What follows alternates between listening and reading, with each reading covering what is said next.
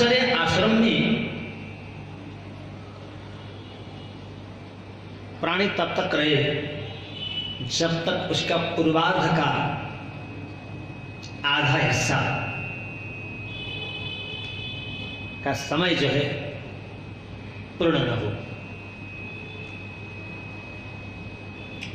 जीवन में पूर्वार्ध और उत्तरार्ध दो होते हैं। आदि उम्र तक को पूर्वार्ध कहते हैं, उससे आदि उम्र जो बचती है उसको उत्तरार्ध कहते हैं। यदि आयु 100 वर्ष की है तो 50 वर्ष पूर्वार्ध, 50 वर्ष उत्तरार्ध।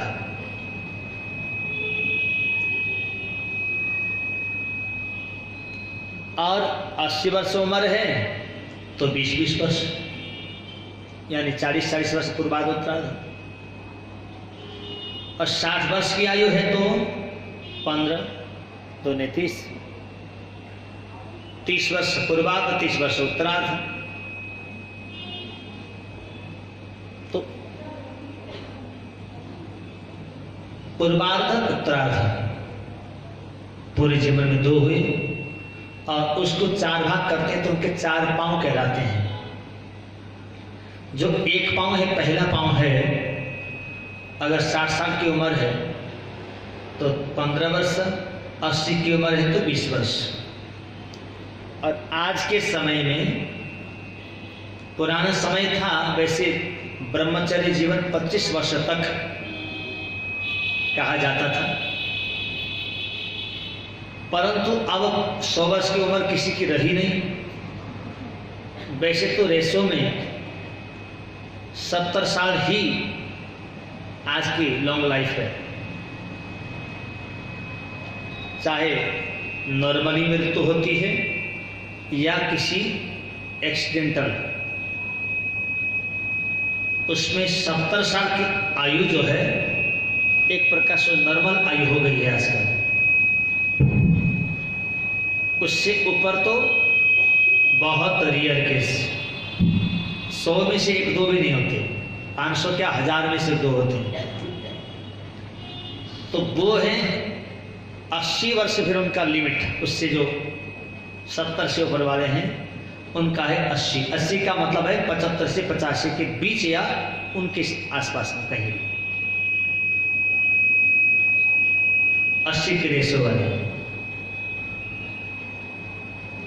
और वो है मात्र 10% से 15% के बीच जो 80 के हैं, उतना भी, उससे भी कम ही है। और 80 से ऊपर 90 तक के जो हैं वो मुश्किल से 2% या 3% है पूरी दुनिया। और 90 से ऊपर 100 या 105 तक जाने वालों में मुश्किल से गिने चुने ही हैं, 1% में नहीं है, पॉइंट में है। तो इसका मतलब है जिसका बहुमत है उसी को ही हमें मानना पड़ेगा। तो आज के समय में परम आयु 70 और 75, यानी 65 से 75 के बीच कहीं भी, तो रेशो में 70 आ गया। तो अगर हम 70 को पूर्ण आयु मानते हैं तो उसका चौथा हिस्सा कितना हो गया?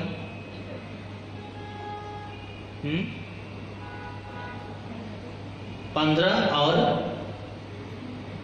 2.5 मतलब 17.5 वर्ष, अथवा ज्यादा ज्यादा 18 ही मान लो। 18 वर्ष तक का समय जो है आजकल ब्रह्मचर्य का है। बोलो राधे राधे। पहले 25 वर्ष होता था, घट गया। 18 वर्ष के बाद गृहस्थ, 18 वर्ष से 18 वर्ष यानी, और 18 वर्ष से कितना हो गया? 36 वर्ष तक फुल गृहस्थी। परंतु समय यह है आजकल का, देखो ना, थोड़ा बैलेंस बिगड़ा हुआ है। 18 साल में गृहस्थ में जाने का टाइम है तो उस समय तो हम अपने को बच्चा कहलाते हैं, माँ बाप कहते हैं अब तो छोटा बच्चा है। और 36 साल में गृहस्थ छोड़ के वानप्रस्थी होने का टाइम आ गया है, उस टाइम पे शादी करने को चलते हैं। बोलो राधे राधे। अब वानप्रस्थी होने का टाइम मतलब अब बच्चों की शादियों का भी टाइम होने वाला है। थोड़ा थोड़ा कईयों के हो जाते हैं, कईयों के थोड़े 14 साल में होंगे। तो अब बच्चे बड़े हो गए हैं, बच्चे अपना घर गृहस्थ संभालेंगे। अब हम थोड़ा भजन पूजन पूजा पाठ समाज सेवा में लग जाएंगे। बस उस स्थिति में हम शादी करने चलते हैं। अब बच्चे तो पता नहीं कब की बात है। जब 36 साल में जब वानप्रस्थ का टाइम आ गया, तब जब शादी हुई तो उससे आगे और 18 साल जोड़ दो, कितना हो गया हैं? कितना हो गया हैं? 36 और 18 54 साल हो गए।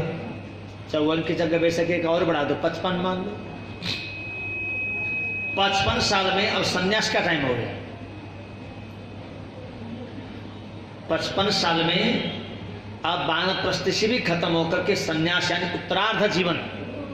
संन्यास का मतलब नहीं है ये कि गेरुआ कपड़ा पहन लो, आश्रम में जाके बैठ जाओ, आश्रम बना के बैठ जाओ, या कहीं गुफाओं में जाके बैठ जाओ, बाबा बन जाओ, जोगी बन जाओ, ऐसा नहीं है। संन्यास का मतलब सम्यक रूपेण न्यासः संन्यासः, जो तो पूर्णतया सब कुछ भीतर से ही त्याग करके वास्तव में ही संन्यास जीवन जी सकता है, वो तो बात हो गई अलग। अगर ऐसे खाली दिखावे का संन्यास लेना है, उसको लेने से न लेना अच्छा है। तो सभी प्रकार से जो त्याग करते हैं, पूर्णतया मन से जो त्याग करते हैं, उसको सन्यासी कहते हैं। तो 55 साल की उम्र में और आज के जन्म से मृत्यु का जो रेशो है, उस हिसाब से जीवन का उत्तरार्ध समय लग जाता है, यानी संन्यास का जीवन प्रारंभ हो जाता है। तो अब बचे हैं 15 साल जो संन्यास जीवन बिताने के लिए, 15-16 साल। अब वो 15-16 साल हमने कहीं आश्रम बना के गुफा में बैठ के तपस्या करके बिताने का नहीं, तो फिर करना क्या है? बस सभी चीजों को पूर्णतया त्यागना है। रहो घर में एक कमरे में, परंतु जीवन टोटल ही घर परिवार से अलग है। घर में आओ, बच्चों के सामने भिक्षा की तरह खाली भोजन करो, उदर पूर्ति के लिए। जो जीवन में कमाई की है, उस कमाई के पैसे जो संग्रह हुए थे, उनमें से जितना अपने लिए आवश्यकता है उतना रखकर सब बच्चों में बांट दो। और अपने लिए किसी लिए आवश्यकता है, आप बोलेंगे जब बच्चों के लिए हमने बांटना ही है तो सब बांट देते हैं, खाना तो वही दे ही रहे हैं। नहीं, ऐसा नहीं करना जिंदगी में भूल से, नहीं तो बच्चे धक्का देके निकाल देंगे। बोलो राधे राधे। आप कुछ नहीं कर पाओगे, आपके हाथ बंध जाएंगे। अपने पैसे अपने पास रखो, जितना अपनी को आवश्यकता है टोटल कैलकुलेशन करो, हिसाब लगाओ, वो अपने पास रखो। जो अपने से फालतू है वो बच्चों में बांट दो, और बच्चों में बांटो। बच्चों से केवल इतना पहले अपेक्षा कर दो कि भोजन तुम खिलाओगे और हम तुम्हारे लिए कुछ नहीं करेंगे। केवल हम तुम्हारे पिता हैं या हम तुम्हारी माँ हैं, हमने जो करनी थी आज तक कर दी, अब तुम हमारे लिए करोगे, और हम जो कुछ भी करेंगे तुम रोका टोकी नहीं करोगे। फिर करना क्या है खुद ने? जब घर में हो तो भोजन पानी बच्चे करा रहे हैं, और ज्यादातर समय कथा में, सत्संग में, तीर्थ में, व्रत में, भगवान के ऐसे कार्य आयोजन करने में, उसमें बिताओ। 24 घंटे का जो समय है उसमें से खाने का, सोने का समय छोड़कर अपने शारीरिक आराम का समय छोड़ करके जो शेष समय को 75% तो लगाओ धार्मिक कार्य में। कहीं धार्मिक किताबें पढ़ो, धर्म कर्म के ज्ञान की चर्चा बुजुर्ग लोग बैठ के करो, बुजुर्गों अपने से बड़ों के साथ करो, अपने से छोटों के साथ करो। अपने से ज़्यादा बुजुर्ग हैं, वो कहीं तीर्थ यात्रा जाना चाहते हैं तो उनके साथ खुद भी चले जाओ, अपना भी हो गया उनका भी हो गया। कोई ज्ञानी ऋषि मुनि, कोई ब्राह्मण, कोई तपस्वी महापुरुष गुरु लोग आए हैं, उनकी सेवा में चले जाओ, उनके साथ तीर्थ में चले जाओ, तीर्थ की गहराइयों का अध्ययन करो, धर्मशास्त्रों का अध्ययन करो, धार्मिक पुरस्करण करो, धार्मिक अनुष्ठान स्वयं करो, और जो जीवन में कमाए हुए पैसे हैं उन्हीं पैसे में से बीच बीच में आयोजन खुद कराओ, जो दूसरा कोई कराता उसमें सहयोग प्रदान करो। ऐसे जीवन का उत्तरार्ध बिताओ, और बीच बीच का जो समय है उसमें अपने बच्चों को भी आग्रह करो, बच्चों तुम लोग भी चलो हमारे साथ, छुट्टी ले लो, एक हफ्ता के लिए चलो, एक हफ्ता कथा सुनो, एक हफ्ता चलो तीर्थ यात्रा करे आते हैं। उस समय आपके पास बैलेंस ठीक है तो जैसे तीर्थ यात्रा के ले जाना है तो बच्चों का टिकट खुद भी करवा सकते हो, बच्चे भी करा सकते हैं और खुद भी करा सकते हैं, दोनों में से जैसी भी व्यवस्था बने उसी ढंग से। अगर बैलेंस अपने पास ठीक ठाक है तो, बैलेंस नहीं है तो बोल सकते हो बच्चों हमने सारा बैलेंस जो है भगवान के कार्य में खर्च कर दिया, तीर्थ जाने की इच्छा हो रही है, तुम लोग भी चलो, मेरा भी टिकट बनवाओ। तो इस ढंग से ये संन्यास जीवन को बिताओ, सम्यक रूपेण न्यास, मोह नहीं, वासना नहीं। परंतु अब हमारे अभी तो सिस्टम ये है, उस टाइम तो फुल वासना में डूबे होते हैं, राजनीति भी उसी टाइम आती है। और क्यों, अभी तो 55 साल के 60 साल वालों को तो युवा नेता कहा जाता है, भूलो राधे राधे, एकदम फुल युवा नेता कहा जाता है। 60 साल में जब नौकरी से रिटायर्ड हो जाते हैं, पार्टी ज्वाइन कर लेते हैं, तो बहुत युवा लीडर आया है आजकल। देखो 60 साल में रिटायरमेंट की अवधि क्यों रखी?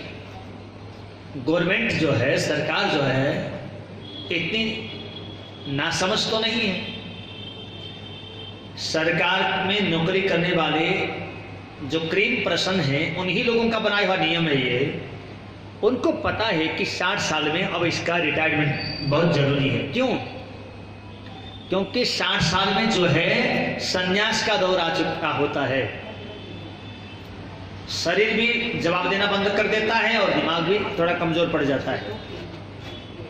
केवल आत्म कल्याण के लिए उपाय करें तो सबसे अच्छा है। इसीलिए रिटायरमेंट का टाइम 60 साल किया गया, क्योंकि उस समय 60 साल वानप्रस्थ था पहले, क्योंकि उस समय लोग 100 साल जीते थे। अब जीने का समय कम हो गया, घट गया, यानी जीवन घट गया।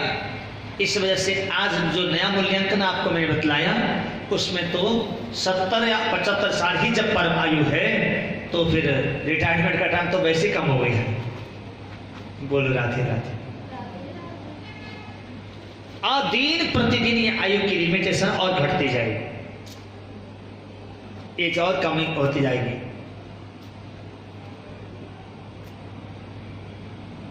तो इस प्रकार से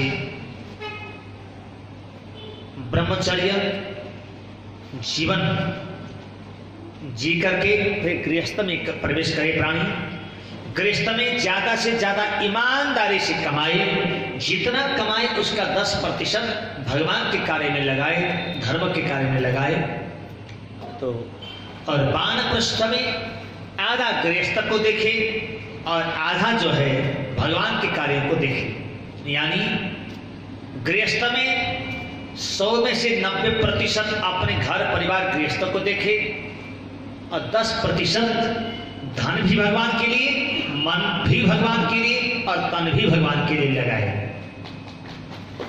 और वानप्रस्थ में 50-50, आधा उस समय का इनकम भी भगवान के लिए, आधा परिवार के लिए, गृहस्थ के लिए। और आधा समय भगवान के कार्य के लिए, आधा समय गृहस्थ और समाज के कार्य के लिए, और आधा पैसा भगवान के लिए, आधा पैसा परिवार के लिए, और शरीर का समय भी आधा आधा उसी प्रकार से डिवाइड करें। और संन्यास जीवन जब आए तो फुल टाइम भगवान के लिए, घर गृहस्थी सब छोड़ के, यानी रहें घर में ही परंतु मन से छोड़ दें सब। आय रे पोता, आय रे दोत्रु, है नहीं। आजकल सबसे ज्यादा स्यापा पोत्रु और दोत्रु का है।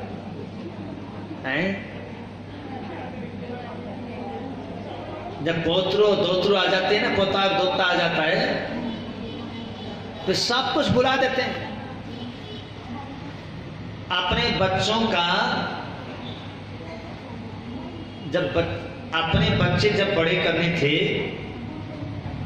तो उनकी पोटी साफ करने में बड़ा घृणा करते थे हम खुद, है ना। माताएं तक, बहुत पुरुष तो लगभग हाथ लगाते ही नहीं है, बहुत गलती से लगाते हैं, परंतु माताएं भी बड़ा घृणा महसूस करते हैं कई बार।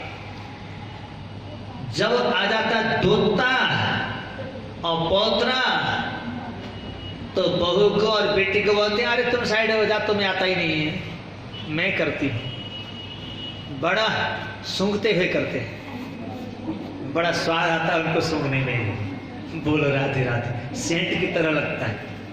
क्यों? दोत्रु है ना और पौत्रु है। बहुत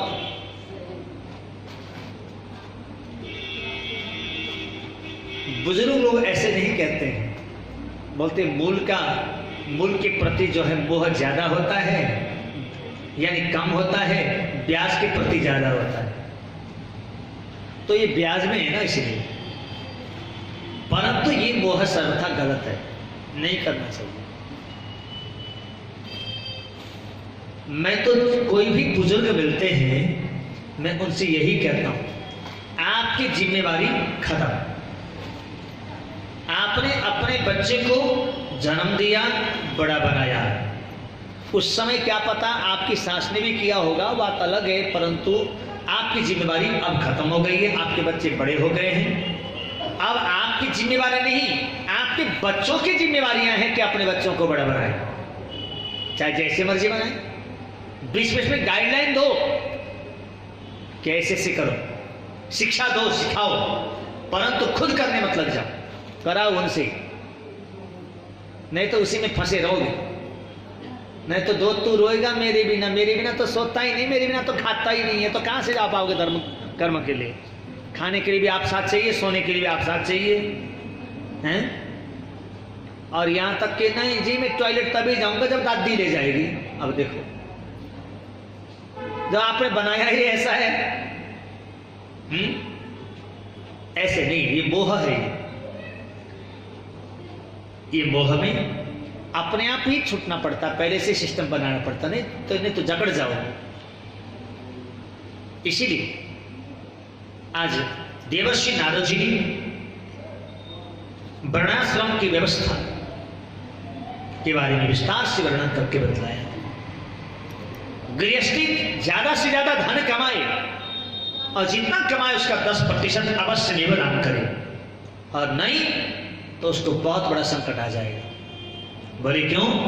धन संग्रह करता जाएगा, संग्रह करता जाएगा, संग्रह करता जाएगा, और अंतिम में जैसे मधुमक्खी शहद को इकट्ठा करती है, इकट्ठा करते अंतिम में शहद को कौन खा जाता है?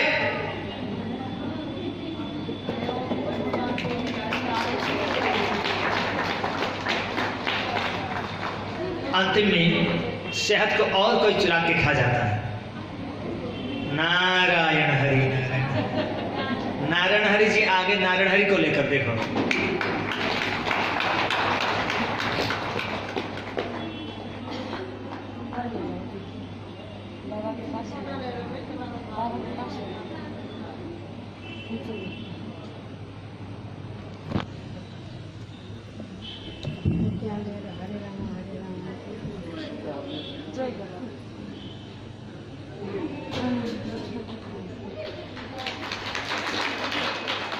भागवत में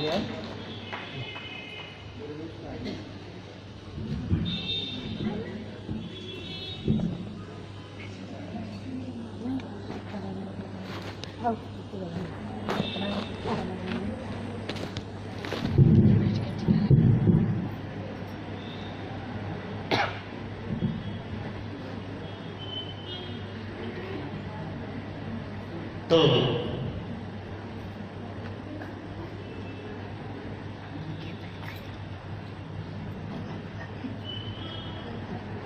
नहीं तो जैसे मधुमक्खी शहद इकट्ठा करती है और उसको और कोई खा जाता है, उसी ढंग से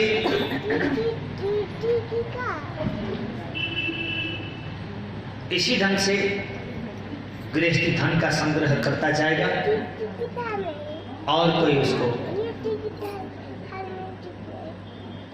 और कोई धन को खा जाएगा, वो कुछ भी नहीं कर पाएगा। जो धन को कमाने के बाद भगवान के कार्यों के लिए खर्च नहीं करता, उसको कई जगह से खतरा होता है। जैसे राजतः, चौरतः, शत्रु, स्वजनात्, पशुपक्षतः।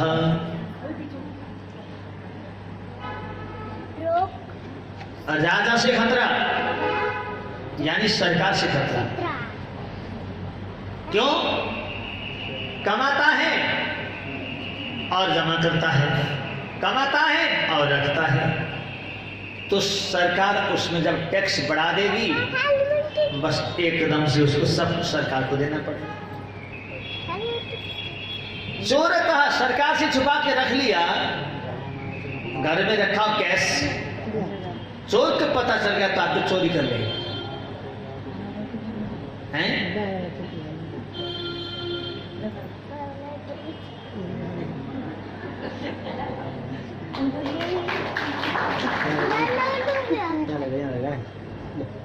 जल्दी लगा दो।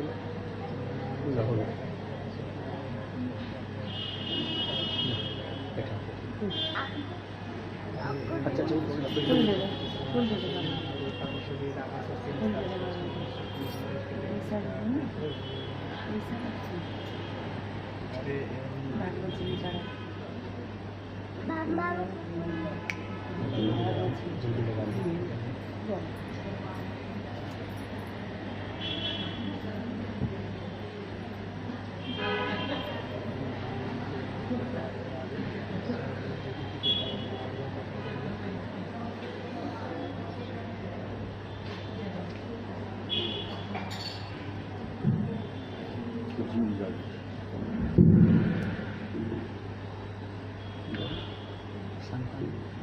शाम को 3 घंटे 4 घंटे कल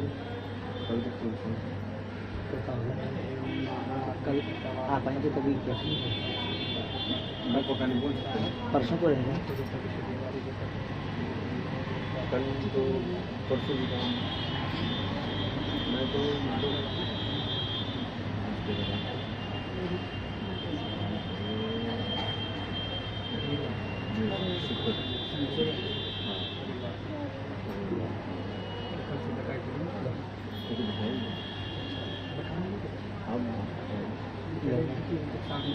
फोटो किया था, 100 लाख किया था, 11,000 यहाँ किया था, फिर भी मिल रही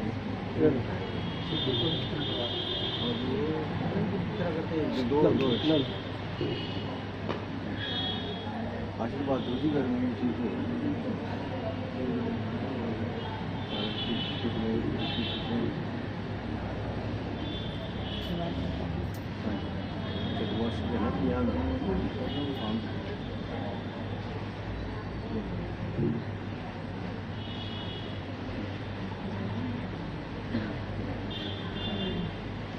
कृष्ण जन्म में नहीं रुकता है शाम को यहाँ किसी में कृष्ण जन्म नहीं अभी गाड़ी कर दी नहीं गाड़ी सुनो घर तक जाती है ना गाड़ी, घर तक जाती है तब कोई दिक्कत नहीं है। अभी मैंने मेरी साली के रिटायरमेंट है उसको वहाँ पहुँचना है 15 किलोमीटर एक्स्ट्रा, फिर वो जा रहे ठीक है।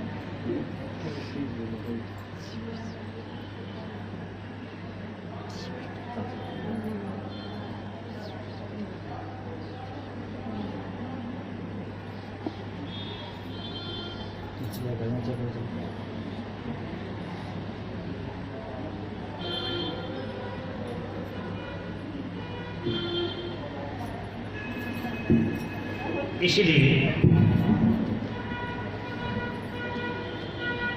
अगर राजा से बच गया तो चोर से नहीं बचेगा। चौरतः शत्रु, चोर से भी धन बच गया तो फिर शत्रुओं को पता लग गया तो फिर वो ऐसा षड्यंत्र करेंगे जिससे कि संपत्ति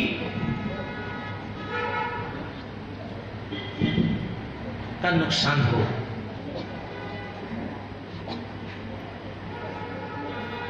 और वहां से भी बच गया।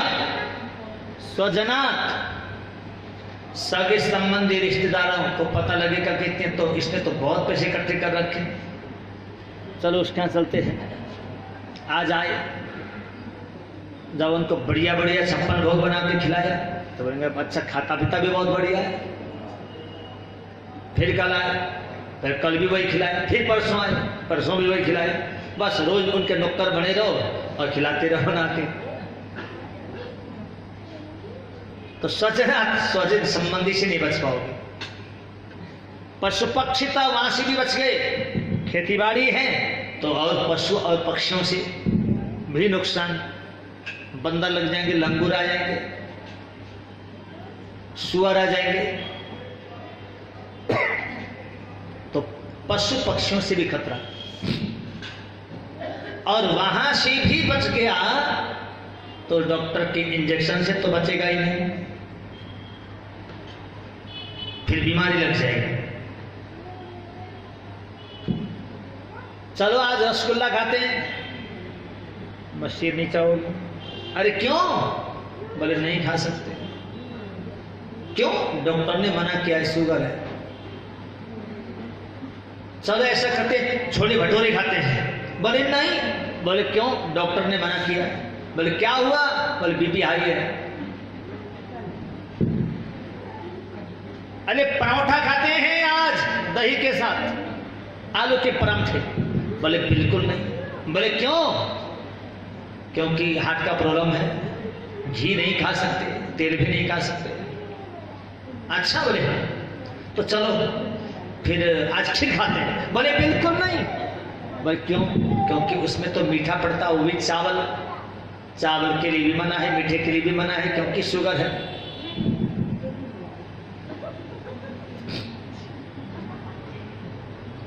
चलो ऐसा करते हैं, आज ताजा ताजा मक्खन लाए हैं, भगवान का जन्मदिन है इसलिए बहुत सारा मक्खन इकट्ठा हो गया, शाम को इतना इतना मक्खन खाते हैं। बोले नहीं जी। बोले क्यों? कोलेस्ट्रॉल बढ़ जाएगा। घी के लिए तो वैसे मना है, और प्योर वो तो और ज्यादा खतरनाक। अच्छा ऐसा करते हैं, मक्खन नहीं खाते, घी गर्म करके घी खा लेंगे। बोले नहीं, गैस्ट्रिक हो जाएगा। तो फिर क्या करें? अच्छा ऐसा करते हैं, शाम को भिंडी की सब्जी बनाते हैं और कद्दू की बनाते हैं। बोले नहीं नहीं, उनकी बिल्कुल मत बनाना। बोले क्यों? ये बायो वाली चीजें हैं, ये नहीं खा सकते। तो फिर मां की दाल खाते हैं। बोले बिल्कुल नहीं। तो राजमा तो चलेगा। बोले वो भी नहीं, वो तो गैस्ट्रिकों का बाप है, वो नहीं खा सकते, गैस्ट्रिक प्रॉब्लम। तो फिर बोले ये वाले खा सकते हैं। बोले क्या है ये? बोले करेला। बोलो राधे राधे, करेले खा सकते हैं, हैं? एक करेले खा सकते हैं और रास्ते जा रहे थे, हाँ ये भी खा सकते। बोले क्या है ये? बोले नीम का पेड़, इसके पानी उबाल के पी सकते हैं। देखो पैसे तो बहुत कमा लिए, खाने के लिए क्या मिला? कड़वे करेले और नीम के पत्तों का पानी। बोलो खाने के लिए बाकी कुछ बचा ही नहीं जिंदगी में। अरे 2 से ज्यादा रोटी तो खा ही नहीं सकते। बोले क्यों? ज्यादा खाएंगे तो फिर बीमारी बढ़ेगी। देखो कितनी समस्या है। इसीलिए ज्यादा धनवान होना भी ठीक नहीं, और ज्यादा धनवान मतलब धन का संग्रह करना ठीक नहीं। इसीलिए धन आए, साथ साथ भगवान के कार्यों के लिए लगाते रहो, सत्कर्म के लिए लगाते रहो। तो जब खर्च करोगे, सरकार को पता चला कि तो हर साल भागवत कराता है, ज्यादा पैसा कहाँ होगा इसके पास, सरकार की भी नजर हटी, बदमाशों की भी नजर हटी, चोरों की भी नजर हटी, इसके पास तो कुछ है नहीं, सारा खर्च कर देता है। और साथ में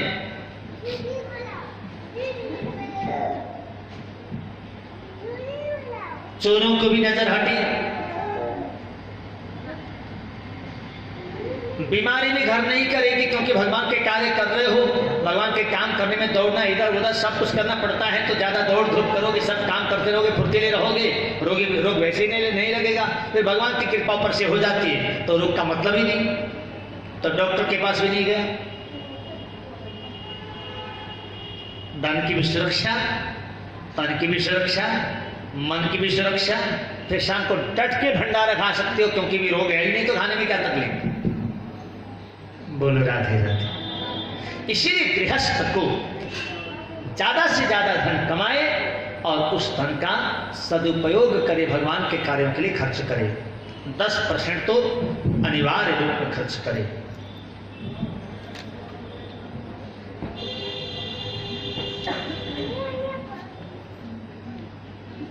आज भगवान श्री सुखदेव जी ने कहा, राजन मैंने 4 वर्ण और 4 आश्रमों के बारे में बतलाया। देखो ये दाक्षायणी का वंश था, ये दक्ष की पुत्रियों का वंश था।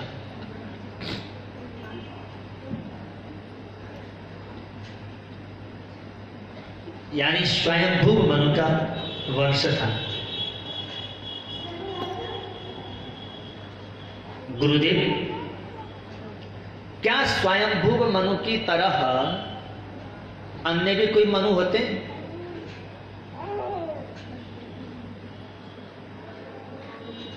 बोले हाँ, 14 प्रकार के मनु होते हैं।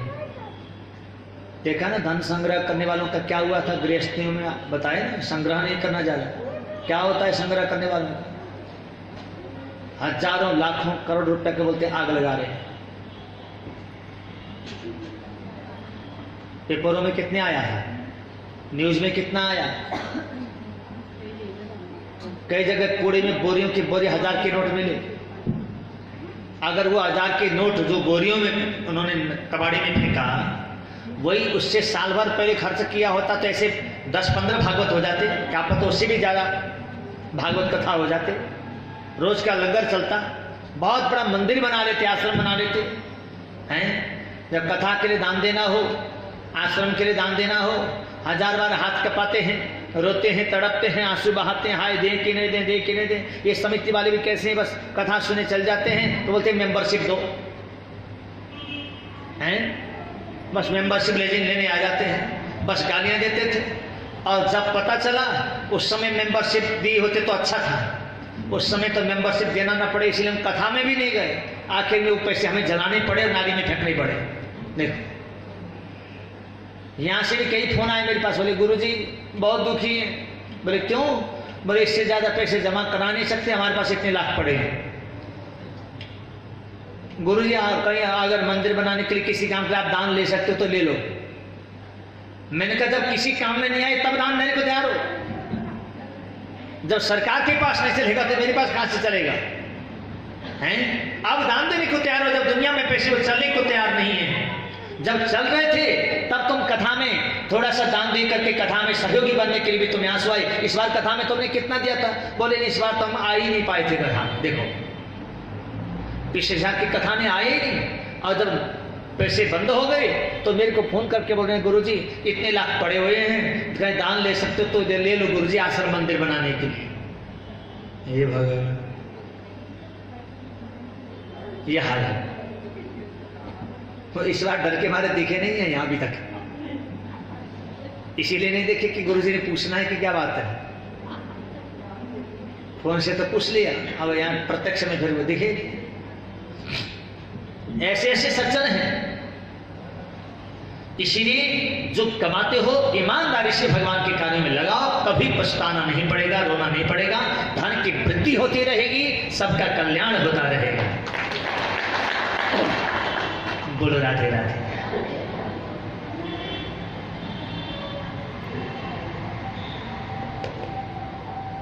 भगवान श्री सुखदेव जी ने कहा, राजन 14 प्रकार के मनु होते हैं।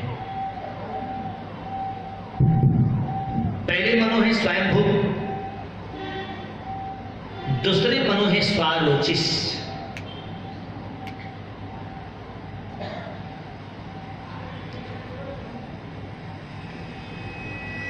तृतीय मनु है उत्तम,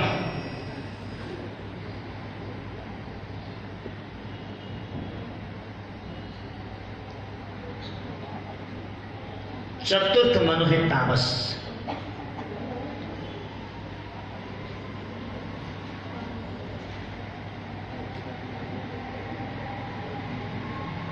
तृतीय मनु है उत्तम, चतुर्थ मनु है तामस। चतुर्थ तामस मनवंतर में एक बहुत बड़ी घटना घट गई।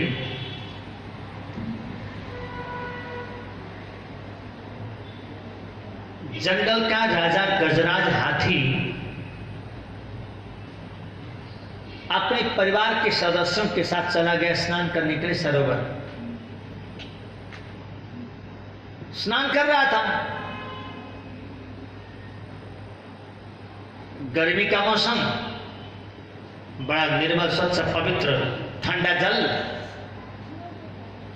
सो उस ठंडे जल में स्नान करते करते बहुत आनंद आ रहा है,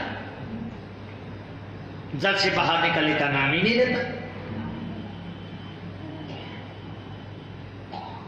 परिवार के सदस्यों ने कहा, बहुत देर हो गया, चलिए अब जल से बाहर निकल लीजिए।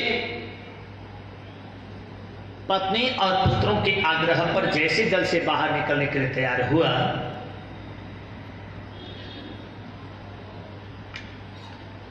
तो पैर पानी से निकलता ही नहीं, उठता ही नहीं। अरे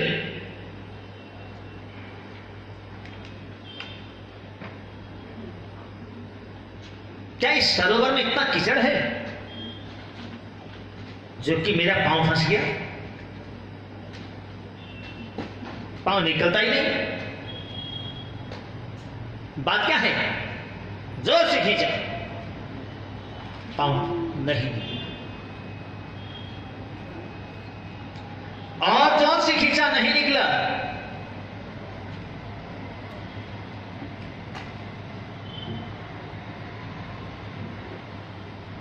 जब गौर से पानी के अंदर देखा, वहां पर कोई कीचड़ नहीं, बल्कि बहुत बड़ा मगरमच्छ बैठा है, और उस मगरमच्छ ने पांव को पकड़कर खींच रखा है।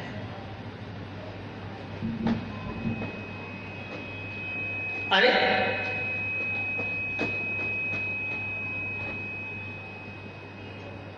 इस मगरमच्छ को पता नहीं कि मैं गजराज हूं, मुझ में 10,000 हाथियों का बल है।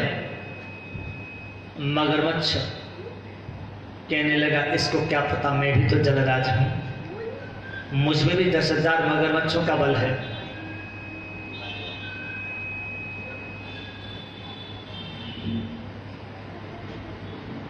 सो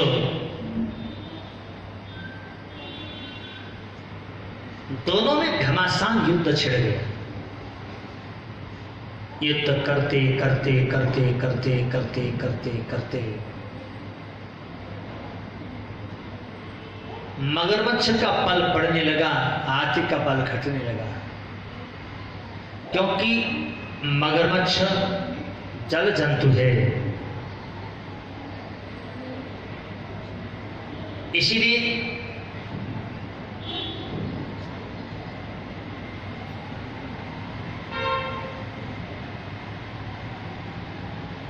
उसके बल में वृद्धि हो रही है। हाथी क्योंकि स्थल जंतु है, इसीलिए हाथी का बल क्षीण होता जा रहा है। सो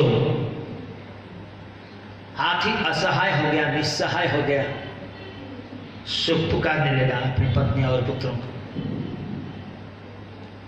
आके सबने साथ दिया, सुण से सुण मिलाकर खींचने लगे।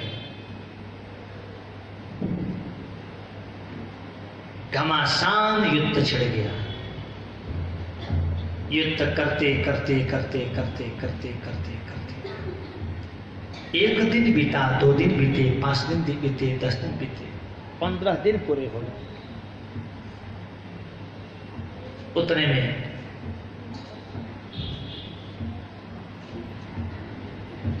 पुत्रों ने आकर के कहा, पिताश्री प्रणाम।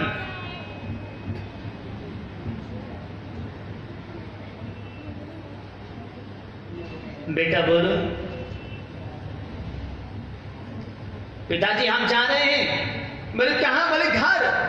अरे आज मैं ऐसी मुसीबत की घड़ी में हूं, मरने की स्थिति में हूं, ऐसी अवस्था में मुझे छोड़कर तुम जा रहे हो?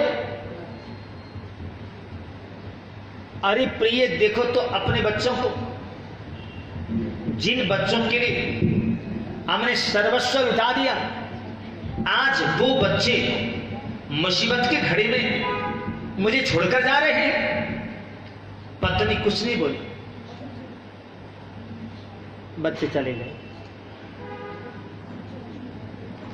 पत्नी और 15 दिनों तक सेवा करती रही।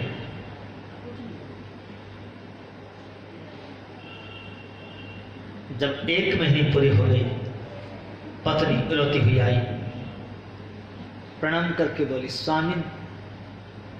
बोले क्या हुआ देवी? हाँ भी चलो दे। बोले केर के? बोले पोर के।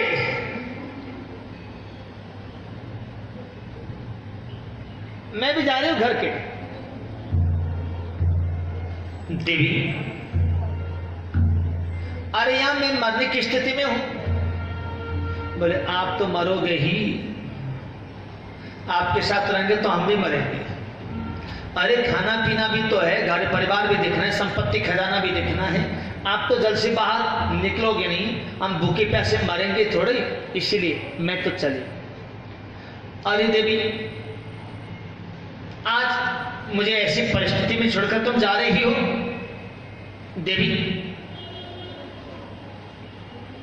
अरे तुमने विवाह के समय 7 फेरे लगा के कहा था मैं 7 जन्म तक आपके साथ ही रहूंगी, वो सब क्या हुआ? जी वो वहीं की बात थी, यहां की नहीं। जब मुसीबत की घड़ी आती है तो उस समय न तो पति काम में आता है, न पत्नी ही काम में आती है, न बच्चे ही काम में आते हैं, न संपत्ति खजाना ही काम में आता है।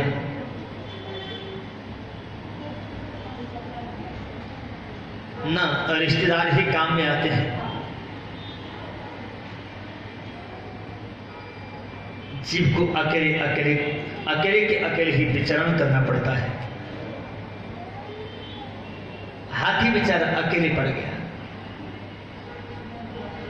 सारा शरीर पानी में डूब गया, थोड़ा सा सूंड बचा है।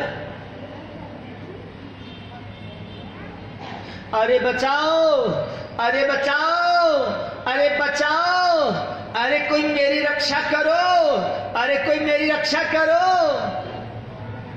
ऐसे चिल्ला रहा है।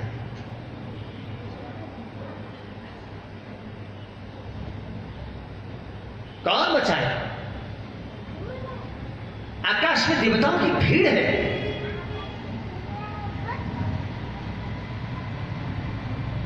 सब लोग सोच रहे हैं मेरा नाम ले तो मैं जाऊंगा। गणेश जी बोली मेरा नाम लेता तो मैं जरूर जाता। अरे मेरा नाम तो लिया ही नहीं।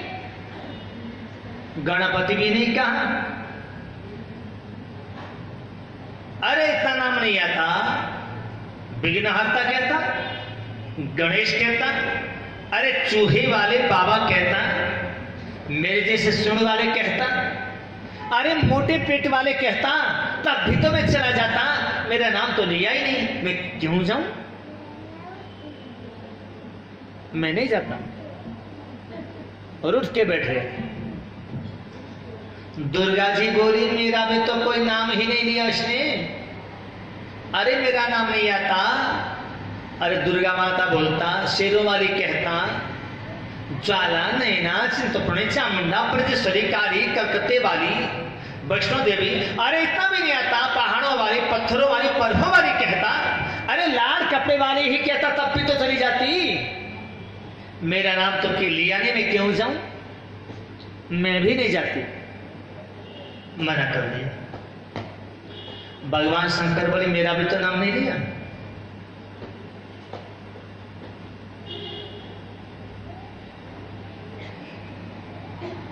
अरे मेरा नाम लिया तो मैं जरूर जाता। अरे नाम नहीं आता। कैलाश वाले बोलता, बैलों वाले बाबा बोलता, इतना भी नहीं आता। डमरू वाले, त्रिशूल वाले कहता, इतना भी नहीं आता। जटाजट वाले, गंगा वाले कहता। अरे बाघंबर वाले कहता, इतना भी नहीं आता। पहाड़ों वाले, पत्थरों वाले, बर्फों वाले बाबा कहता तब भी तो मैं चला जाता। मेरा नाम तो लिया नहीं, मेरा कोई संकेत तो क्या नहीं, मैं नहीं जाऊंगा। मना कर दिया। इंद्र बोले मेरा भी कोई नाम संकेत नहीं, मैं भी नहीं जाता। ब्रह्मा बोले अगर यार कुछ नहीं आता तो बुड्ढा बाबा कह देता। अरे 4 मुंह वाले, 5 मुंह वाले कहता तब भी मैं चला जाता। मेरा नाम तो लिया नहीं, कुछ संकेत तो किया नहीं, मैं क्यों जाऊं? मना कर दिया। आकाश में देवताओं की भीड़ है, सब रूठ कर बैठ गए हैं कि मेरा नाम नहीं लिया, मेरा नाम नहीं लिया। मेरा नाम ले तो मैं अवश्य जाऊं। हाथी बेचारा अकेला पड़ गया। अरे कोई बचाओ, अरे कोई मेरी रक्षा करो, अरे कोई मेरी रक्षा करो, चिल्ला रहा है। उतरे। प्रभु को दया आ गई। प्रभु ने देखा जो दुनिया में किसी का नाम नहीं है वही मेरा नाम है। जो दुनिया में किसी का नहीं वो मेरा है। जिसको दुनिया से त्यागा जाता है उसको मेरे यहां प्रवेश दिया जाता है। जो दुनिया में किसी का नहीं होता वो मेरा होता है। जाता हूं मैं रक्षा करने के लिए। इतना कहकर प्रभु गरुड़ के ऊपर सवार होकर के आए। आज अभी तक उसको प्रभु का नाम याद नहीं था। प्रभु को आते देखकर उसका को प्रभु का नाम याद आ गया। नारायण अखिल गुरु भगवन नमस्ते। हे गोविंद मेरी रक्षा करो। गो कहा बिंद कह नहीं पाया था, उससे पूर्व ही प्रभु ने उसके सूंड को पकड़कर जल से बाहर कर दिया और अपने सुदर्शन चक्र से मगरमच्छ के सिर को धड़ से अलग कर दिया। उतने में मगरमच्छ दिव्य रूप धारण करके खड़ा हो गया। हाथी ने भी अपना रूप त्याग दिया, उसने भी अपना दिव्य रूप धारण कर लिया।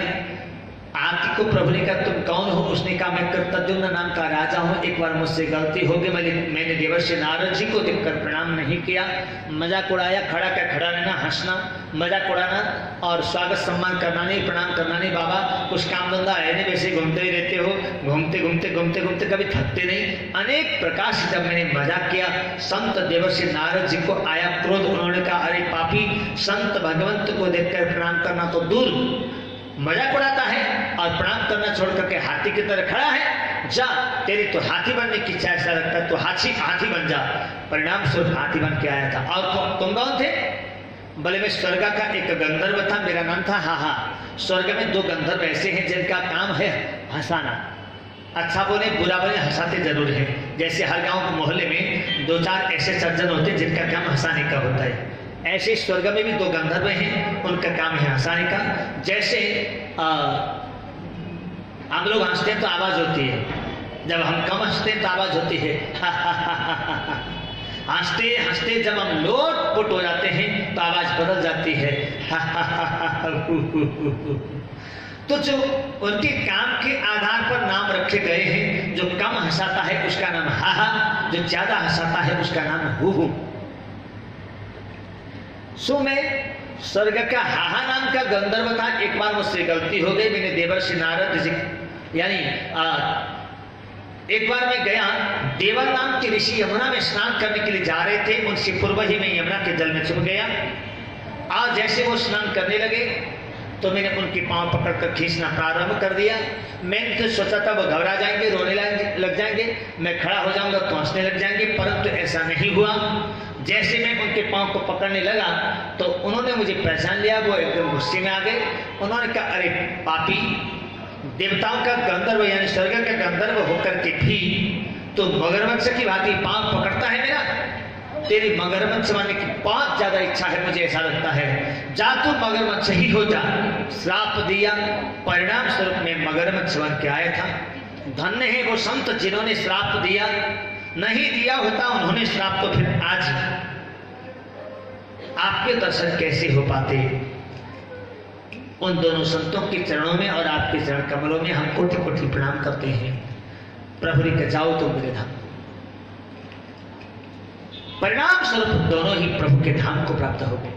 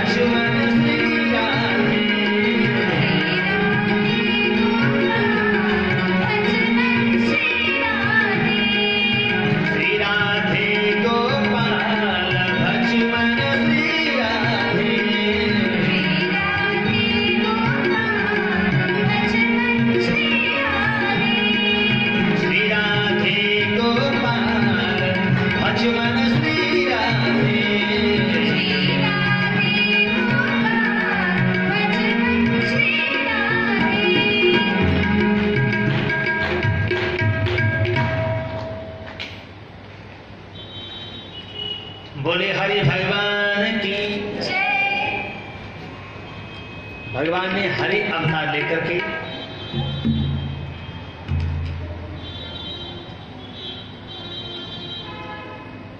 गजराज और मगरमच्छ का उद्धार किया।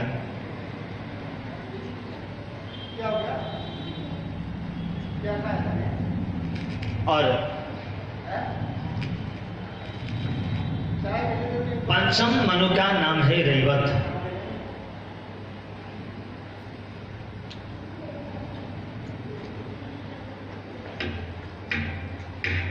और रैवत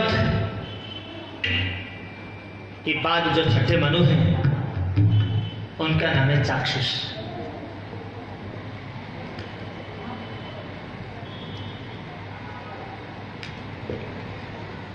छठे चाक्षुष मनवंतर में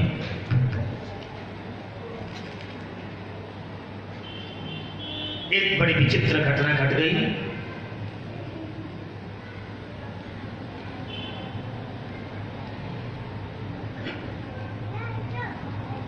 प्रभु श्रीमन नारायण के दर्शन के लिए ऋषि दुर्वासा गए वैकुंठ।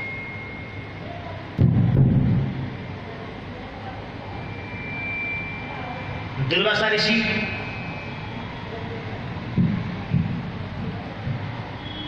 वैकुंठ में गए, प्रभु को प्रणाम किया और प्रभु की प्रसादी माला को प्राप्त करके उसको गले में धारण करके लेके आ रहे हैं।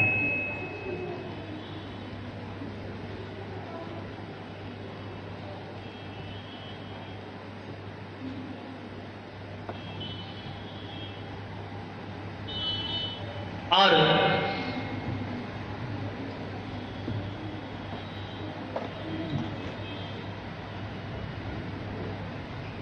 आते आते उन्होंने रास्ते में एक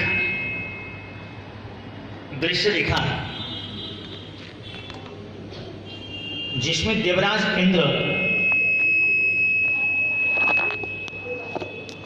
बाजे गाजे के साथ सवारी उनकी आ रही है।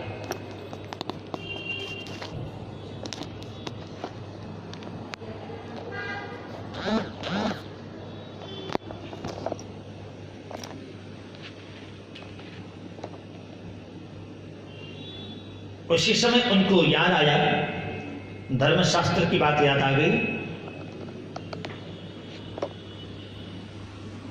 कि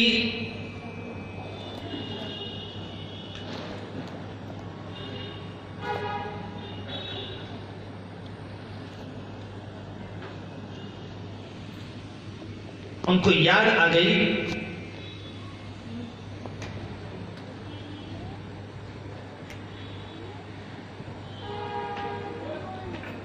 कि कुछ स्थान ऐसे होते हैं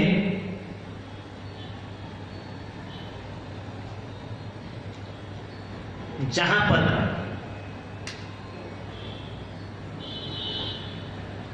खाली हाथ नहीं जाना चाहिए।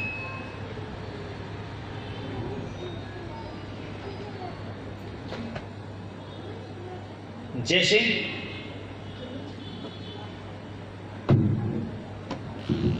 भगवान के पास, राजा के पास, देवता के पास,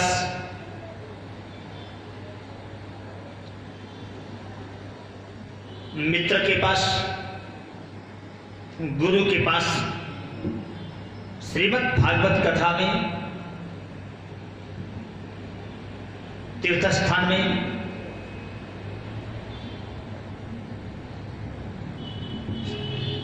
संत महापुरुष के पास,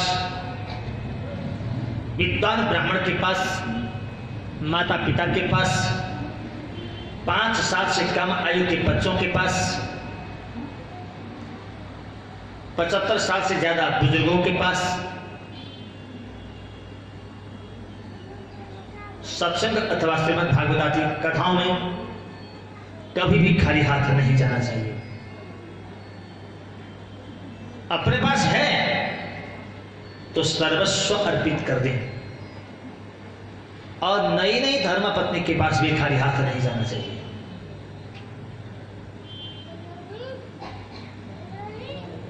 बोलो राधे राधे। कुछ ना कुछ लेके जाना चाहिए।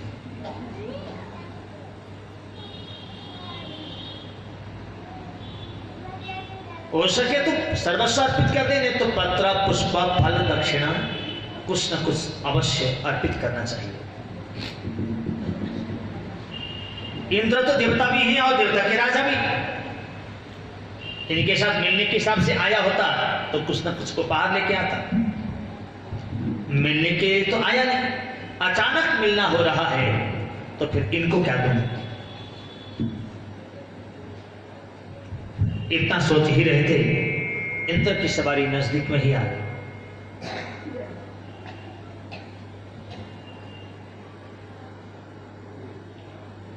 उन्होंने देखा इंद्र आके प्रणाम करने लगे।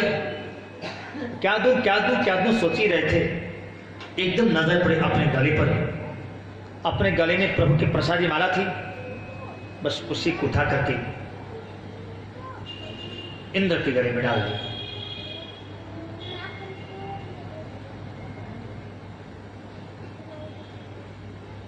कुछ अभिमानी प्रकृति के जो लोग होते हैं, संत और भगवंत का अपमान करने से भी पीछे नहीं हटते।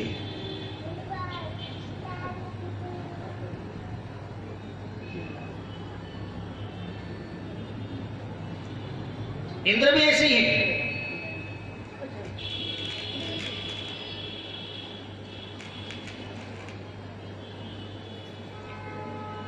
इंद्र ने तुरंत अपने गले से प्रभु की वो प्रसादी माला को उतारा, हाथी के कंधे में डाल दी। हाथी का स्वभाव है 1 मिनट में स्नान, दूसरे मिनट में धूल मिट्टी कीचड़ अपने ऊपर। अपने स्वभाव बस हाथी ने धूल मिट्टी कीचड़ को अपने ऊपर लगाया और साथ ही माला को लेकर अपने पांव के नीचे कुचल दिया। ऋषि दुर्वासा सारा दृश्य देख रहे हैं, उनको आया क्रोध और उनका अरे इंद्र, जन्म जन्म मुनि जतन कराही, फिर भी मेरी प्रभु प्रसादी कोई पावत नाही। आज मेरी कृपा से तुमने प्रभु की प्रसादी को प्राप्त किया और तो तुमने उस प्रभु की प्रसादी का अपमान कर दिया, हाथी के पांव के नीचे कुचलवा दिया। धिक्कार है। लक्ष्मी की मदद से जिनकी आंखें अंधी हो जाती हैं, उनके जीवन में दरिद्रता रूपी काजल तो लगना ही चाहिए। जाओ, तुम्हारी स्वर्ग की सारी स्त्री संपत्ति नष्ट हो जाए। श्राप दे दिया, समुद्र में चली जाए। कहीं ऐसा ना हो इंद्र मेरी स्तुति करके माफी मांग के मुझे प्रसन्न कर ले और मैं इसको क्षमा करने के लिए बाध्य हो जाऊं। इस पापी को, इस अपराधी को क्षमा नहीं होना चाहिए, इसको दंड मिलना चाहिए।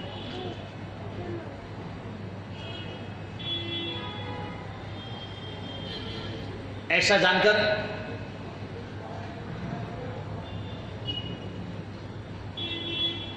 ऋषि दुर्वासा अंतर्धान हो गए।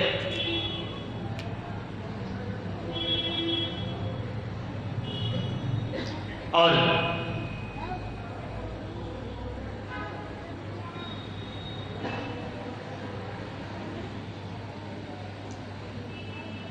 देखते देखते देखते स्वर्ग की सारी श्री संपत्ति समुद्र में चली गई।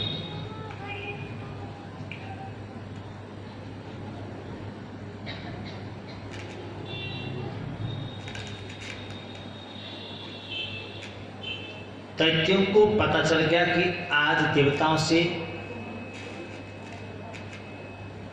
सदगुरु रूठ गए हैं।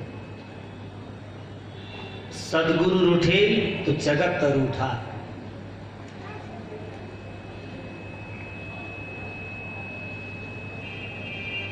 आज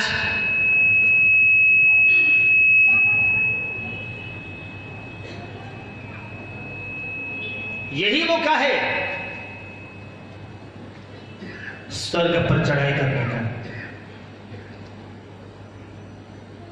आज स्वर्ग पर चढ़ाई करेंगे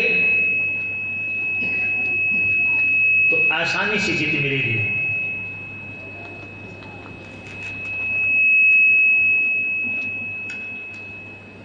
ऐसा जानकर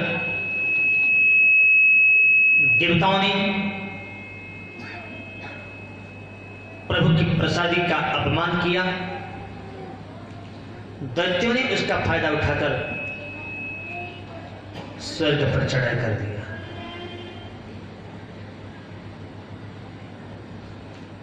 सभी देवताओं को वहां से भगा दिया। स्वर्ग नगर को अपने कब्जे में ले लिया। आज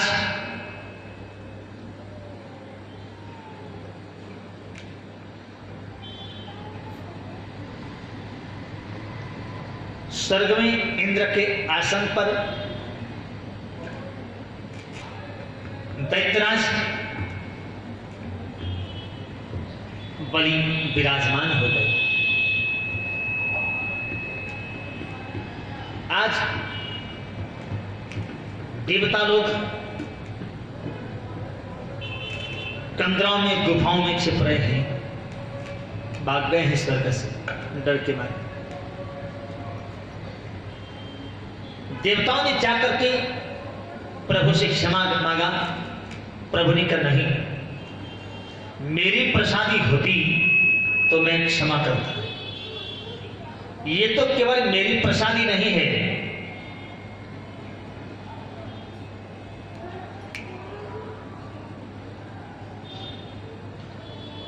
ये तो संत की भी प्रसादी है।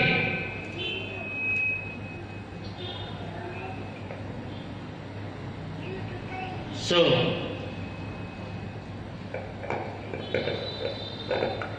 मैं क्षमा नहीं कर सकता। ऋषि दुर्वासा ही क्षमा कर सकते हैं। जाओ उनसे क्षमा मांगो। अब उनसे क्षमा मांगे, तुम आगे कैसे बताओ अंतर्ध्यान है।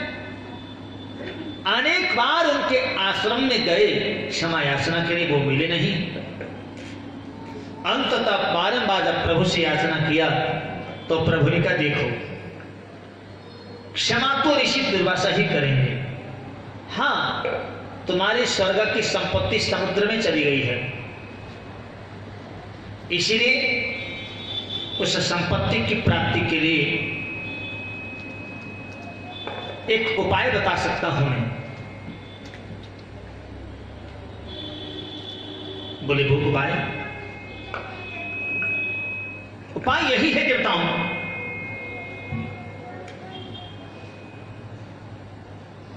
तुम्हारी संपत्ति स्वर्ग में चली गई है,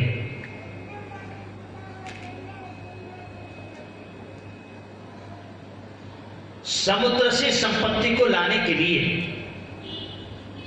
एक उपाय कर सकते हैं। बोले क्या?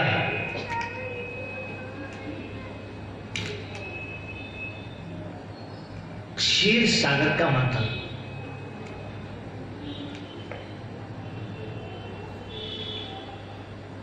मंद्राचल पर्वत की मथानी बनाकर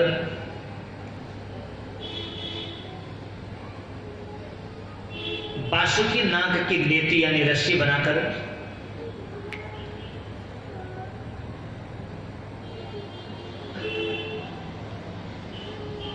क्षीर सागर का मंथन करो। क्षीर सागर का जब मंथन करोगे देवताओं, तुम्हारी स्वर्ग की संपत्ति भी निकल के आएगी और अमृत भी निकलेगा। देवता दैत्य दोनों ही मिलकर बांट के पी लेना, दोनों ही अर्जन अमर हो जाओगे, जितना मर्जी लड़ो कोई फर्क नहीं पड़ने वाला। प्रभु ये कैसे संभव है? बोले देखो तुम्हारे अकेले से ये संभव नहीं होगा, इसीलिए दैत्यों को साथ ले लेना। भगवान दैत्यों को साथ लेना तो और असंभव है। बोले राजनीति में असंभव को भी कभी कभी संभव करना पड़ता है, उसी को कूटनीति कहते हैं। बोले राधे राधे। शत्रुओं को भी मित्र बनाना पड़ता है। देखो उसी कूटनीति का उपयोग करो जो सर्प ने किया था। पिटारी के अंदर सर्प बंद हो गया, भाग रहा था, भागने की चाह रख के घूम रहा था, उतने में चूहा मिला, उसको खाने की बजाय उससे ऐसे दोस्ती की, उसी पिटारी कटवाया और लास्ट में चूहे को भी खा गया, खुद भी भाग गया। अगर पहले खा जाता तो सर्प पिटारी को काट नहीं सकता था, सो जब पिटारी का मालिक आता तो उसको मार देता। तो कूटनीति उसी को कहते हैं। राजनीति में कूटनीति का भी प्रयोग होता है कभी कभी, उसमें पाप तो लगता है 100 में से 10% लगता है। तुम भी दैत्यों से दोस्ती कर। देवता दैत्य की दोस्ती हो गई, दोनों मिलकर के मंद्राचल पर्वत को उठा करके लेकर के आए, क्षीर सागर में डाला, बासुकी नाग की नेति यानी रस्सी बनाकर मंथन करना प्रारंभ कर दिया। मंथन करते करते करते करते करते करते अमृत तो निकला नहीं। कालकूट नाम का हलाहल विष निकला। उस विष का एक बूंद अगर पृथ्वी में गिर जाए, पृथ्वी 1 सेकंड में भस्म हो जाए, ऐसा पृथ्वी से 3 गुना अधिक विष। सब लोग घबराने लगे। प्रभु भगवान बोले मेरे बस का नहीं है, शिव जी को कहो। बोले नाथ, भगवान शंकर आए, तुरंत अपने अंचल में भर दिए। पीना चाहते थे, सामने पार्वती जी देखी, देवी एक कालकूट नाम का हलाहल विष है, पृथ्वी से 3 गुना अधिक है। इस विष का एक बूंद अगर पृथ्वी में गिर जाए तो पृथ्वी 1 सेकंड में भस्म हो जाएंगे। इसको मैं पीना चाहता हूं, क्या करूं? बोले पी जाओ जी, पी जाओ। देवी इसको पीने का मतलब समझती हो? मैं मर जाऊंगा, तुम विधवा हो जाओगी, तुम्हारे बच्चे अनाथ हो जाएंगे। स्वामी, एक व्यक्ति के मर जाने से संसार के समस्त प्राणी जीवित रह सकते हो, उस एक व्यक्ति को मर जाना ही उसके परम जीवित रहना है। एक नारी की विधवा हो जाने से संसार की सभी नारियां सौभाग्यवती रह सकती हो। एक परिवार के 2 बच्चे अनाथ हो जाने से संसार के समस्त बच्चे सनाथ रह सकते हो। उस नारी को विधवा हो जाना और उन बच्चों का सनाथ रहना ही, अनाथ हो जाना ही उनका परम सनाथ रहना और परम सौभाग्यवती रहना है। स्वामी, मैं समाज कल्याण की भावना को लेकर ऐसा बोल रही हूं। आप लोग भी ऐसे बात करें। पति ने आकर के कहा, देवी बड़े भारी चूहे हो गए हैं आजकल, गोली लेके आया हूं, क्या करूं? बोले खा जाओ जी, खा जाओ। अरे मर जाऊंगा, तुम विधवा हो जाओगी, बच्चे अनाथ हो जाएंगे। बोले हो जाने दो।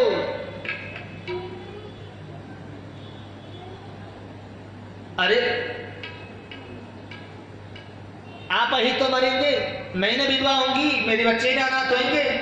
अरे चूहों का समाज तो सुरक्षित रहेगा ना। कहीं ऐसा मत करना, सच में खा गए तो बेड़ा पार हो जाएगा, फिर तो रोने किसी में कोई चारा नहीं।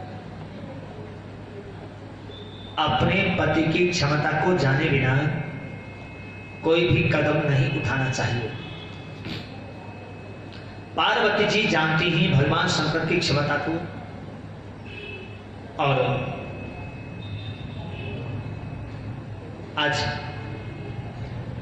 पार्वती जी बोली, स्वामी मैं जानती हूं आप इस विष को पीने से आपको कोई फर्क पड़ने वाला नहीं है।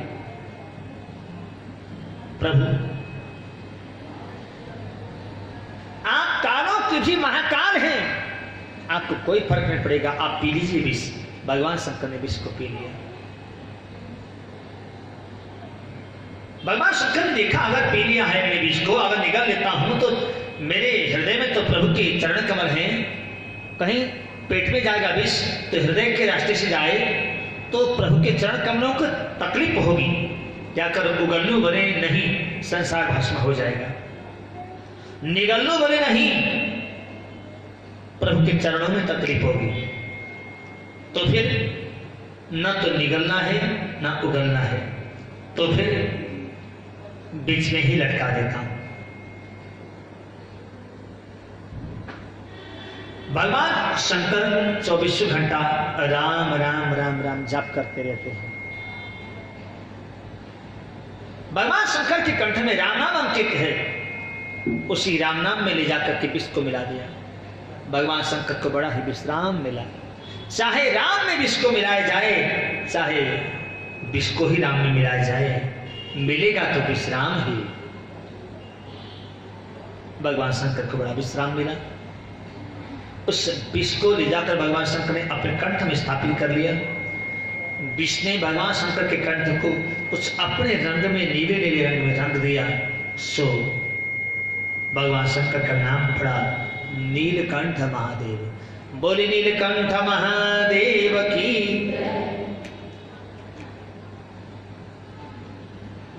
मंथन द्रुत गति से चल रहा है।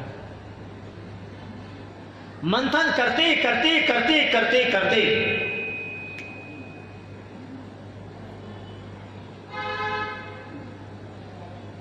अवधानी नाम की गौ निकली।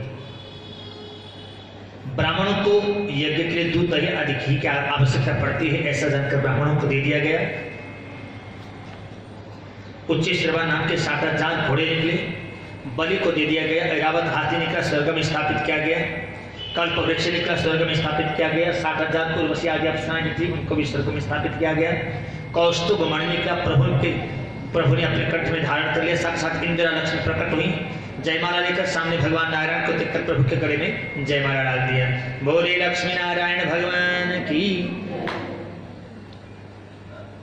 मंथन द्रुत गति से चल रहा है। मंथन करते करते करते करते करते करते मदिरा के कलश निकले। दैत्य बोले हम पिएंगे। देवताओं ने कहा तुम ही पियो, तुम्हारे लायक है। मदिरा तो दैत्यों के लायक होता है, मनुष्य और देवताओं के लायक नहीं।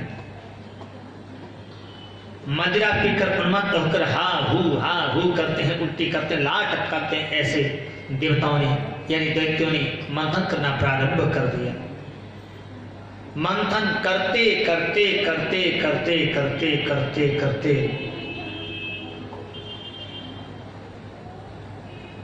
समुद्र से साक्षात भगवान धन्वंतरी हाथ में अमृत का कलश लेकर प्रकट हो गए।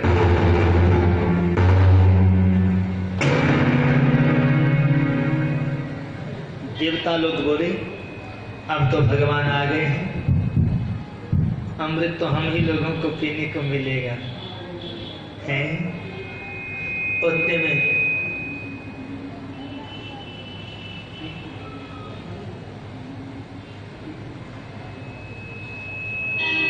दैत्य लोगों ने भगवान के हाथ से अमृत का कलश चुरा लिया, लेके भाग गए। देवताओं ने कहा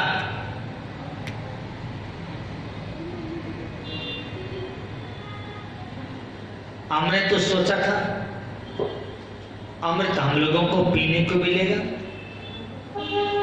ये तो दैत्य लोग अमृत का कलश चुरा करके भाग गए हैं, अब क्या होगा?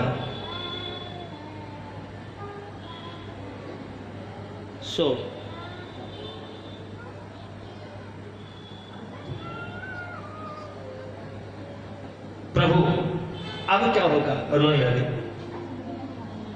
प्रभु ने कहा, हे देवताओं, जो मेरे ऊपर विश्वास करते हैं उनको मुंह से निकली हुई वस्तु भी वापस मिल जाती है, और जो मेरे ऊपर विश्वास नहीं करते उनको पेट में पहुंची हुई वस्तु भी उल्टी करनी पड़ती है। इसीलिए देवताओं, तुम लोगों ने मुझ पर विश्वास किया है, दैत्यों ने नहीं किया, इसीलिए अमृत केवल तुम ही लोगों को मिलेगा, दैत्यों को नहीं मिलेगा। इतना कहकर भगवान धन्वंतरी वहां पर अंतर्धान हुई। दैत्य लोग अमृत का कलश लेकर के तो गए हैं, वहीं झगड़ा करने लगे। अहं पूर्वम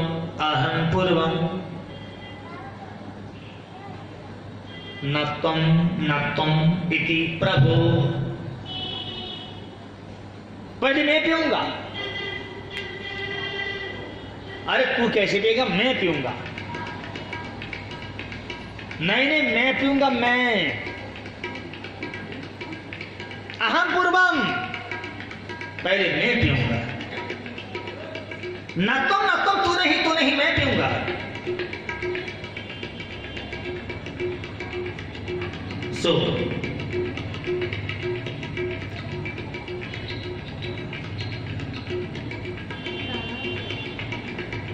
उसी समय साक्षात भगवान विश्व मोहिनी का रूप धारण करके, परम सुंदरी 16 वर्ष के स्त्री का रूप धारण करके दैत्यों के सामने प्रकट हो गए। बोले विश्व मोहिनी भगवान की। जैसे प्रभु के रूप को देखा, दैत्यों ने अमृत का कलश एक दूसरे को पकड़ाने लगा। अच्छा ले, तू ही पी ले। अच्छा ले तू ही पी ले। हाँ ले, तू ही पी ले। अच्छा ले तू ही पी ले। नहीं तू ही पी ले। एक दूसरे को अमृत का कलश पकड़ाते हैं। स्वयं वहां से बस गए और जहां भगवान विश्व मोहिनी खड़े हैं, वहां जाकर चारों ओर से प्रभु को घेर लिया। एक ने कहा बहुत सुंदर है, दूसरे ने कहा मेरे लायक है, दूसरे ने कहा, तीसरे ने कहा नहीं तेरे नहीं मेरे लायक है। एक ने कहा पूछ के तो देखो क्या बोलती, किसको पसंद करती है। एक ने कहा और किसको करेगी? मेरे को करेगी। एक ने कहा अरे सुंदरी जी, अरे देवी जी, आपका परिचय क्या है?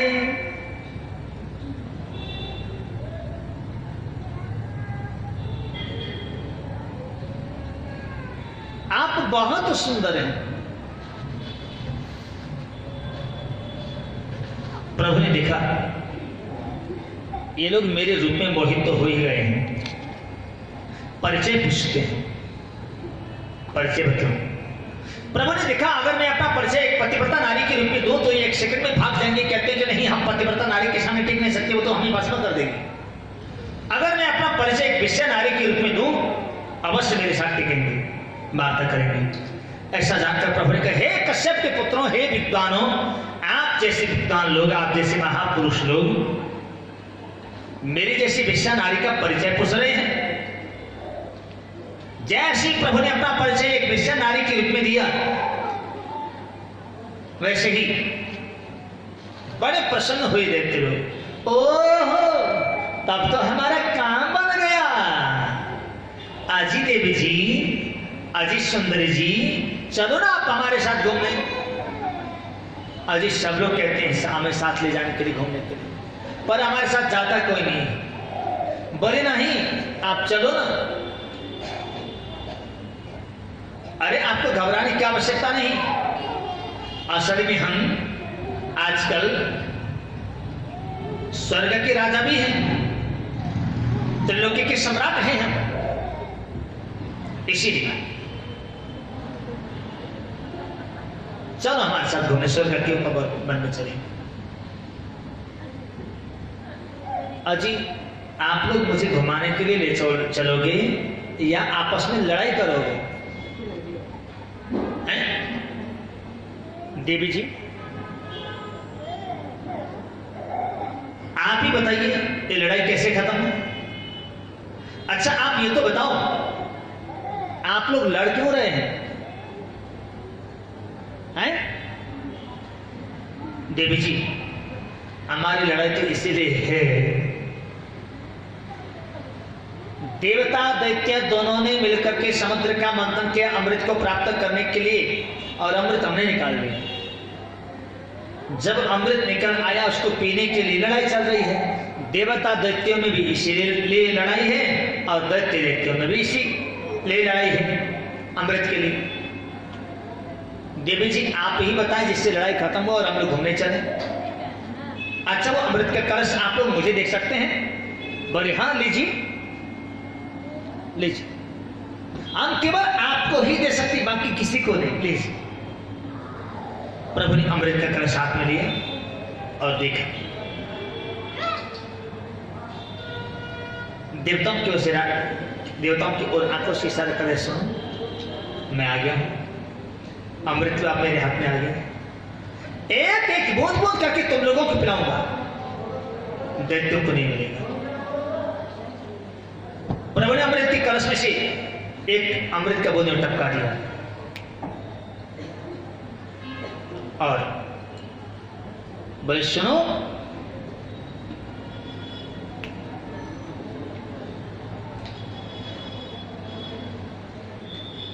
इस अमृत के कलश में ऊपर ऊपर पानी पानी है, नीचे नीचे गाढ़ा गाढ़ा अमृत है। इसीलिए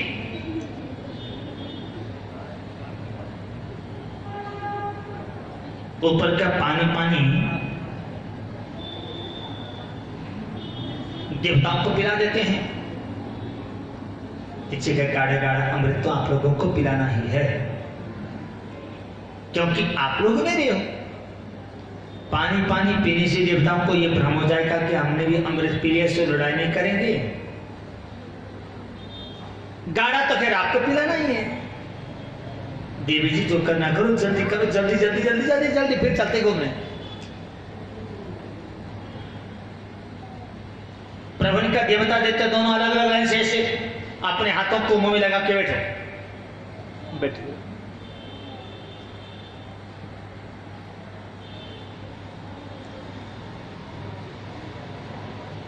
प्रभु पुनः दैत्यों की लाइन में गए, आगे खड़े हो गए, 3 अंगुली भीतर डाला, एक अमृत में टपका दिया।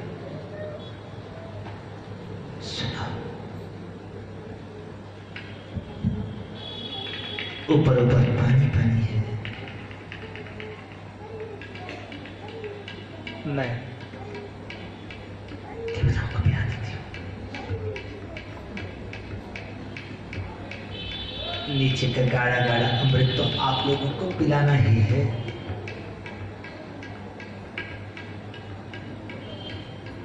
देवी जी जो करो जल्दी करो, जल्दी जल्दी जल्दी जल्दी जल्दी जल्दी।